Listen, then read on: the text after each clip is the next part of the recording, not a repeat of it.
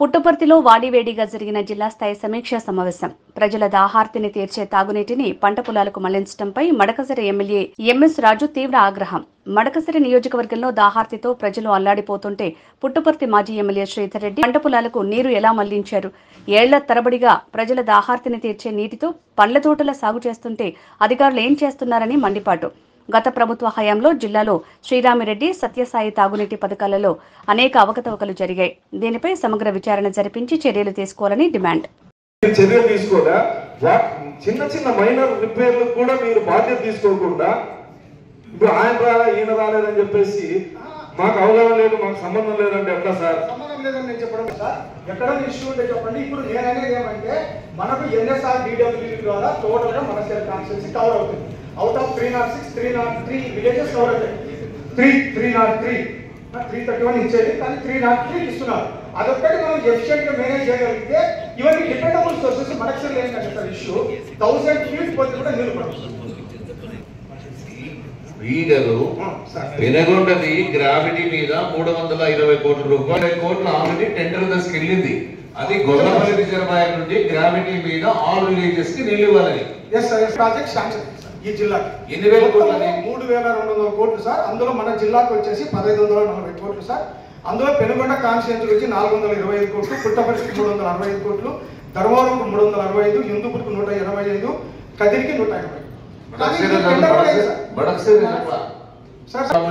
అంటే ఇది water grid లో జరిగినటువంటి అవకతవకలన్నీ గౌరవ కలెక్టర్ గారికి, గౌరవ మంత్రివర్గ గారికి డాక్యుమెంట్ లో ఇస్తారు. నేను సూటిగా మిమ్మల్ని అడిగింది, మాకు తాగడానికి నీళ్లు ఇవ్వకుండా ఇక్కడ మాజీ శాసనసభ్యుడి తోటకి నీళ్ళు ఎందుకు ఇచ్చారు? మా మడకసిర శాసనసభ్యుడు 4 కోట్ల రూపాయల అవినీతి జరిగింది, దీంట్లో మీ భాగస్వామ్యం ఉంది అంటే దానికి సమాధానం చెప్పకుండా సార్ తాగడానికి నీళ్లు లేవు, ఆయన తోట ఎవరికి సార్ సంబంధం? ఎవరికి సార్ సంబంధం? తోటకి నీళ్ళు అందిస్తారు మీరు, దానికి నైతిక బాధ్యత ఎవరు తీసుకుంటారు? దాని గురించి మాట్లాడకుండా ఈ పేపర్ల గురించి చెప్తారు. 20 కోట్ల బడ్జెట్ ఎవరు సార్ సత్యసాయి బోర్డు వాళ్ళు కంప్లైంట్ చేశారు సార్, పోలీస్ స్టేషన్ కంప్లైంట్ చేశారు సార్. గౌరవ్ శ్రీరామిరెడ్డి తాగునీటి ప్రాజెక్టు, సత్యసాయి ప్రాజెక్టు ఆధ్వర్యంలో చాలా అవకతవకలు జరిగినాయి. సమగ్ర విచారణ జరిపిస్తే అన్ని గ్రామాలకు నీరు ఇచ్చేటువంటి అవకాశం కలుగుతుంది సార్. సమగ్ర తాగునీటి పథకం ఆ ప్లాన్ కింద కళారెడ్డి సార్ గారు మినిస్టర్ గా ఉన్నప్పుడు ఒక 100 crores and 38 lakhs project sir EAP కింద శంకుస్థాపన కూడా జరిగింది sir. Around 150 kilometers pipeline sir. అది with 6 overhead tanks and 3 storage sumps plan చేసి అంత డిజైన్ కూడా చేసింది సార్. ఇప్పుడు దాని స్టేటస్ ఏంటి సార్?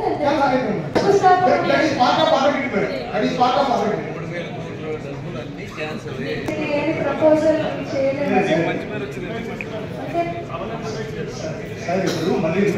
ప్రపోజల్ ఒకటి రీవిజిట్ చేయండి సార్. అదొకటి మేడం నా సబ్మిషన్ ఆల్రెడీ ఒక రిపోర్ట్ తయారు చేశాను మేడం. అంటే ఇప్పుడు అప్పటి కాకుండా ఈ రేట్ల ప్రకారము అంటే ఇప్పుడు ధర్మవరం కూడా అంటే ఆప్టిమం యూటిలైజేషన్ చేసుకొని అక్కడ కొన్ని నెట్వర్క్స్ ఉంది సార్ ఇక్కడ పార్లపల్లి దగ్గర. దాన్ని వాడుకొని మన ధర్మవరం కాన్స్టిట్యూన్సీకి ఎలా ఇవ్వాలి, మేడం వాళ్ళ కాన్స్టిట్యూన్సీ గొల్లపల్లి నుంచి ఎలా తీసుకుపోవాలి అనేది ఒక తయారు చేస్తున్నాం మేడం. తమరు శాంక్షన్ చేసుకుని అది ఇప్పుడు మనం మొత్తం మన జిల్లా అంతా సస్టైనబుల్ వాటర్ సప్లై ఖచ్చితంగా